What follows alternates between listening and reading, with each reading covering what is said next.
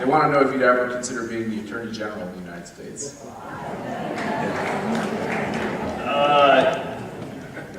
I have the same wife I did when Ron DeSantis asked that question. I cannot afford the alimony and child support any more than I could, and I want us to have a really good Attorney General. I view that job as a non-political position. And when I was a district attorney, I dealt with a lot of crime victims and a lot of police officers. I never once asked their political ideation. I never once asked a victim of a crime, are you a Republican or Democrat? And no crime victim ever cared what my politics were. That is the one job where you literally work for a blindfolded woman and you are a slave to the law. And I know people get tired of hearing this. The gentleman who said the prayer this morning, when he said that he was from Great Britain, first thing I thought of is the oath that new citizens take makes a half dozen references to the law. Why? Why is the law so important to us? Does the law in the villages require the richest person here to drive the same speed limit as the poorest, or do you all have different speed limits?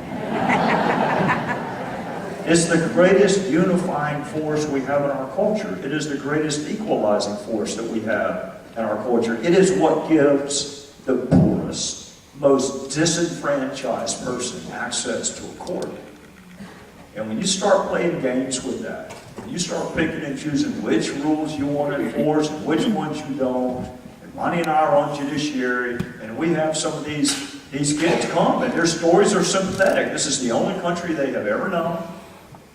So when they hear somebody say, you got to go back to your own country, their question to me is, where do you want me to go?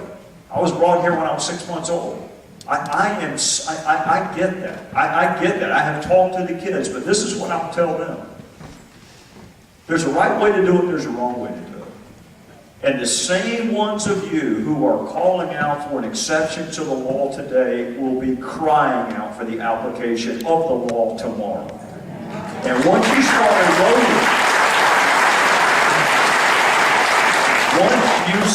eroding the foundation of the law, and you start picking which ones we really mean and which ones we don't mean. Ron mentioned the Affordable Care Act, which has a start date of October. Well, the president just blew through that stop sign. Just blew through it. So if you can blow through that stop sign, you tell me which laws we're really serious about.